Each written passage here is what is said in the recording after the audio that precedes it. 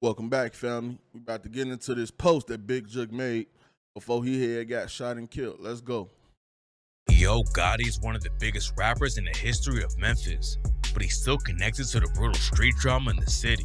Having street ties gave him a lot of clout in the industry, but it also got his own brother Big Jook killed. And today we're breaking down the wild story of how Jook got murdered right after his uncle's funeral. On January 13th, a cop with the Memphis PD was driving around Winchester Road when he heard shots going off out of nowhere. And when he pulled up to the scene outside of a restaurant in the area, there were two dudes on the ground with gunshot wounds. One of the guys was rushed to the hospital and listed in critical condition, but the other guy was identified as Big Jook and pronounced dead on the scene. According to the cops, it was a targeted hit and not just a random shooting. But right now, nobody has any idea about who pulled the trigger. Surveillance footage caught a So now, remember the police said it was a targeted hit. The assailants could have been at both ends, you know what I'm saying, funeral, and probably had eyes on Big Jook the whole time he was at both end funeral. Now about this white truck, we all know that Dolph the one that was driving this white truck. So we just go ahead and get that. Not to say that Dolph did anything, but you know what I'm saying? We know he had to be the one in his white truck. You know what I'm saying? The ghost of Dolph. Let's go. white Ford Explorer with tinted windows leaving the area, but the cops don't have any suspects. Yo, kick your 2024 off right. www.marcyville.com for all your graphic design needs. The link will be in the description. Whether you need flyers, mixtape covers, invitations, Snapchat filters, YouTube banners, anything you need, graphic design, you even get a logo. Starting your business, you ain't got no logo, well now you know where to go. www.marcyville.com. Alright? Y'all make sure to let them know that Buddha sent you, alright? I'm out. In the case yet. Big Jook and the other dude who got shot had just left the funeral for Jook and Gotti's uncle, Eric Bovan, aka Las Vegas Eric. Eric was a big-time hustler back in the day who allegedly ran a massive drug ring that Gotti and Jook's aunts were affiliated with. Jook's aunt Janet married Eric and was allegedly helping him push weight. And in the 80s, his aunt Linda got caught up in the drug case because she was allegedly working with him too. Jook's uncle Eric and his crew were allegedly making millions by moving drugs between California and Memphis. According to the cops, they ran the whole thing out of a nightclub, and for a while, they had the game in Memphis on lock. But when you're moving that much weight, it's only a matter of time before the feds catch on. And in '89, Jook's uncle Eric and his crew caught a massive case, and one of his homies flipped and started working with the FBI. There aren't a lot of details about Eric's drug ring back then, but there is some public info from Jook's aunt Linda because of an appeal she made to the court. According to the documents, Eric was the boss of a cocaine ring that was bringing drugs into Memphis from Los Angeles. They was using Aunt Linda's crib as a stash house, and Uncle Eric's homie Earl Woods testified that he went with Uncle Eric and Aunt Janet to the crib one day, and Eric's wife Linda handed them a sack with 25 to 40K in it. Eric's homie Earl also told the court that another day, he gave Janet a bag with 7 kilos of cocaine in it, and she told him she was taking it to Linda's house. Linda was allegedly pushing. Telling, boy. Been telling since back in the day. You know what I'm saying? Yeah, we went over there, gave us the cocaine, she gave us the bag. The bag had between 25 to 40,000 in it. Whew. Crazy. A lot of weight for Eric, but when the cops raided her crib, they only found a loaded revolver and a shoebox with trace amounts of cocaine in it. Aunt Linda caught an 84-month sentence for drug conspiracy charges, while Uncle Eric got hit with 10 years and his whole operation fell apart. Eric wasn't the only drug lord affiliated with Jook and Gotti though. But before we get into that, let's take a look at why Gotti's beef with young Dolph might have something to do with the whole situation.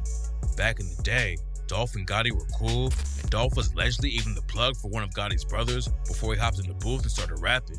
Dolph got involved with the streets early. Both of his parents were on crack, and he needed a way to support himself, but eventually he decided to switch up how he was moving and got involved with the rap game. Dolph started passing out CDs all over Memphis just so people could hear his music. At first he was handing them out for free, but not before long his name was buzzing in the city and he was starting to make money off of rap. By the time Dolph got into the game, Yo Gotti was already a legend in Memphis. He started dropping music all the way back in '96, and in 2012, he decided to level up and start his own label called Collective Music Group, or CMG. Gotti had the label for a couple years and still hadn't signed anyone to it. But after Dolph dropped a hot mixtape with Gucci Mane, Gotti reached out and offered him a deal. Dolph was all about breaking into the industry by himself though. By the time Gotti wanted to sign him, Dolph already invested over $1 million into his career and didn't want to ride anyone else's wave. From the outside, it looked like everything was still cool between them. But there was drama behind the scenes that led to Gotti's team allegedly trying to kill Dolph more than once. After Dolph turned Gotti's deal down, Gotti signed another Memphis rapper named Black Youngsta. Before we get into how Black Youngsta allegedly dumped 100 rounds into Dolph's SUV, we gotta take a look at how it all started. Man, I ain't gonna lie. Black Youngsta crazy for putting that rental car in his name. You know what I'm saying? Like, hey, I ain't saying Black Youngsta had nothing to do with it. But for the car that was used in it to be in your name, that's crazy. Started and why Big Jook's murder might be connected to the situation. Back in 2016, Dolph finally released his debut album called King of Memphis. Yo Gotti had been calling himself the King of Memphis for years, like on the track BMF Memphis when he raps, "I think I'm Yo Gotti, King of Memphis. I'm the youngest motherfucker who ever did it. 7 digits, I'm still strapped. Go against the king and get your ass kidnapped."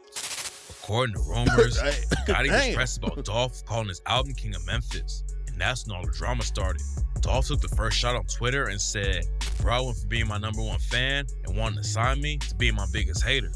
Gotti didn't respond to the tweet, but his artist Black Youngsta said he was gonna smack the shit out of Dolph if he saw him on the street. Like, all Black Youngsta had to do was leave it alone, bro. But I guess, you know what I'm saying, by him being on CMG, he had to ride for his side. I guess that he just took the beef upon himself. But Black Youngsta would have never got any, man. It probably wouldn't be a lot of this killing. A whole lot of this stuff probably wouldn't even went on. After Black Youngsta called him out, Dolph hopped on Instagram and dissed Gotti for sending his artist to fight him.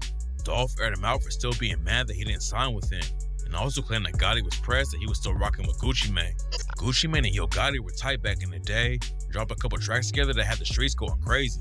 Then they linked up in the studio for 2 full collab tapes. Fans were rocking with the music heavy and wanted to hear more, but then they split ways out of nowhere.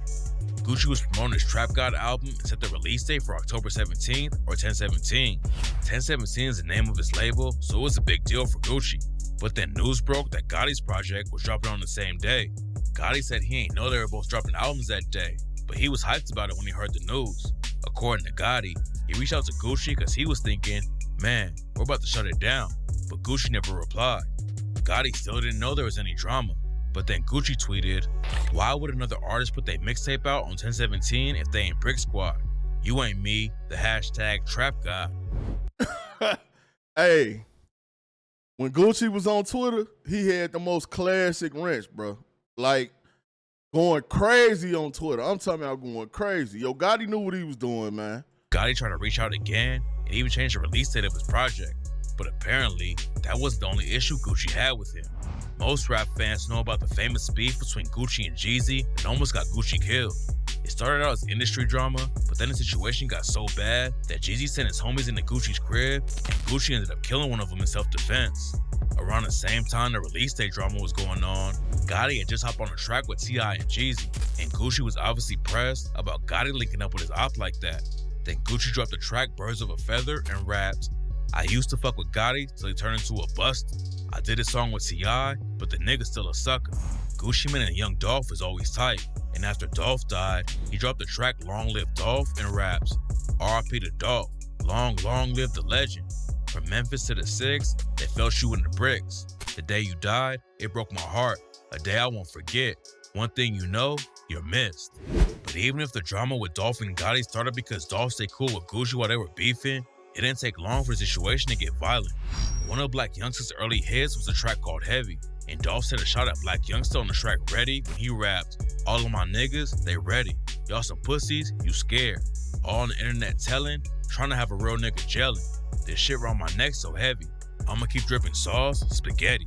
Dolph also took shots at Gotti with the bar, "Any nigga that record when it's time for gangster shit, he the police. And I fucked your boss man baby mama, Same hotel for 4 weeks.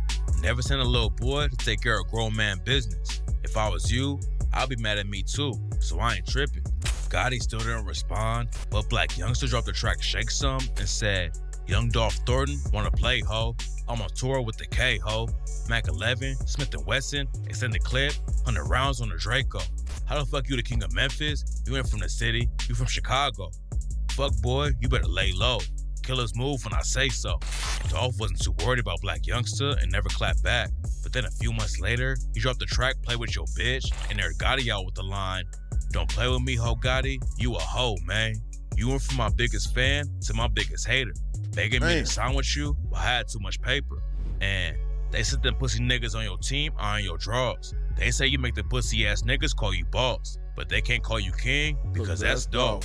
He also allegedly took a shot at Jook on the same track when he raps. Still that same nigga that used to front your big brother. Found out he a bitch too, now I call him your big sister. Man, that was one of the hardest lines Dolph ever said. You know what I'm saying? Now I call him your big sister.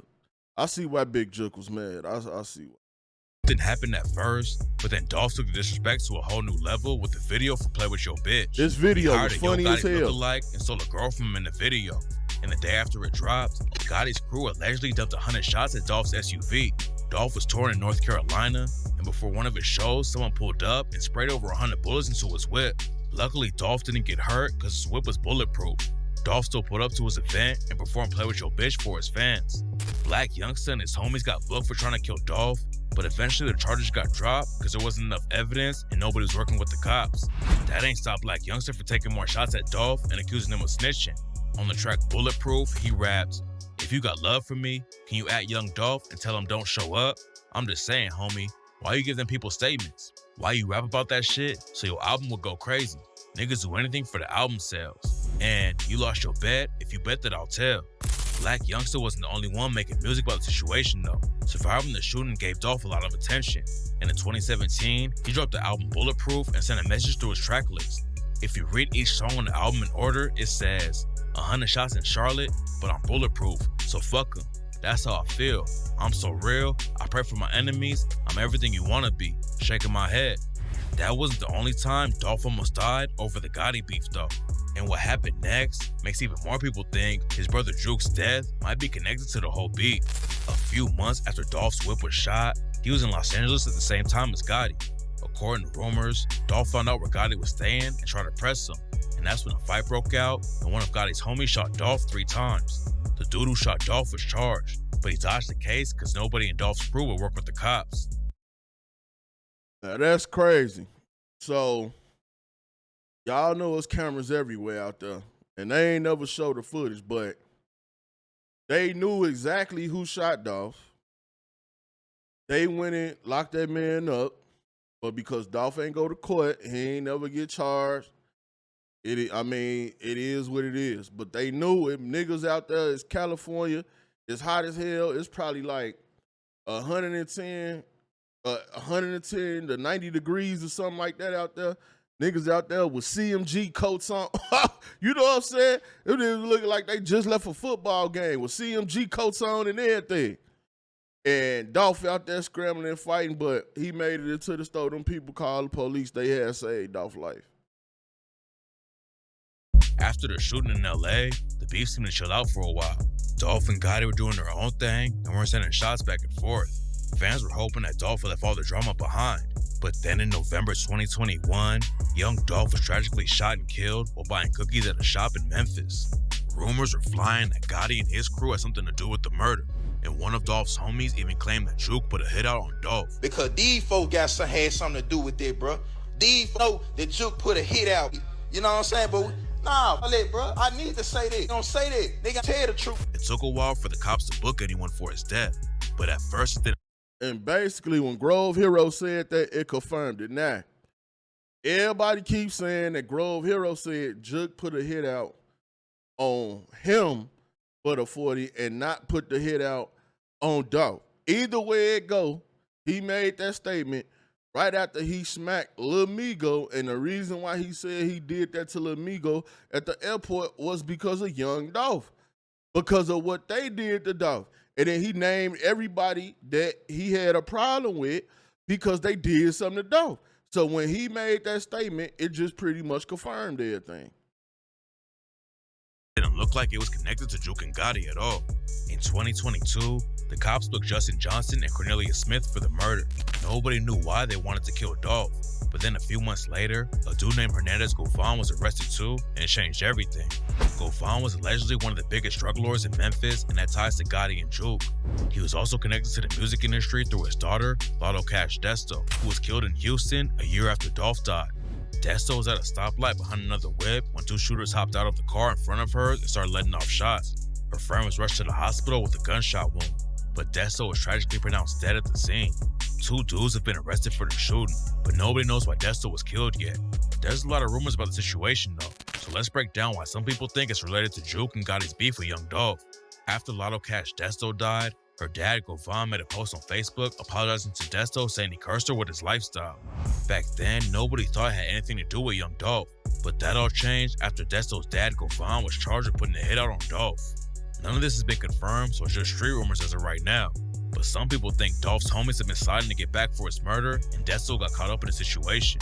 Her dad, Govan, was charged just a month after Desto was killed, and there's a good chance the people in Memphis already knew he was involved way before the news ever broke. There's still no evidence that Gotti and Jook had anything to do with Govan sending shooters at Dolph, but we do know that they have ties to each other, so it's a possibility. All that's available right now are rumors though. When the murder trial for Dolph starts, there's gonna be all kinds of new info coming out because one of the dudes involved already flipped and agreed to testify against everyone else in the case. A lot of people think Big Jook's murder has something to do with the Dolph beef, but there's also a rumor going around that he was taken out by someone close to him. The last post Jook made on Instagram was a photo of himself with the caption, "They don't want to face you, they want to snake you. Stay alert to stay alive. Watch your back at all times." And now, I feel like this too. It had to be somebody close to Jook because whoever it was at Bovan funeral and ain't nobody feel threatened or none of that. And they was watching Jook the whole time. They was watching Jook after the funeral and everything. So 9 times out of 10, whoever did it, they probably knew him. It's not clear if Jook and Gotti really have ops inside their own group, but the post has a lot of people thinking that the killers were someone close to Jook. What's really crazy about the theory is the fact that Gotti's mother was allegedly in the whip with Jook and his homie when the shooting happened. It's just a rumor right now, but some people close to the situation are saying that Gotti's mom had to run out of the whip when the shots started going off and almost got hit too. It's not clear who killed Jook yet, but whoever pulled the trigger really wanted to take him out. They slid on him in broad daylight in a public area full of security cameras, so obviously they were willing to take a big risk just to get him. There's not a lot of info about what really went down yet, and Gotti hasn't. Yeah, man, so that's crazy. Y'all get in the comment section. Let me know what y'all think, man. Do y'all think it was Jook ops, or do y'all think it was somebody close to Big Jook? I feel like whoever it was, he didn't realize, or he didn't feel like he had a problem with them, or maybe he had some intel or he knew, but I can't see him looking these people in their eyes and they all at this funeral, and maybe he didn't even know that they was at the funeral. Maybe he didn't see them at the funeral. I don't know. But if everybody at that funeral was supposed to be there and he was watched, monitored, and stalked that whole time, there you go. Y'all let me know what y'all think, man. It's your boy Boot. I'm out.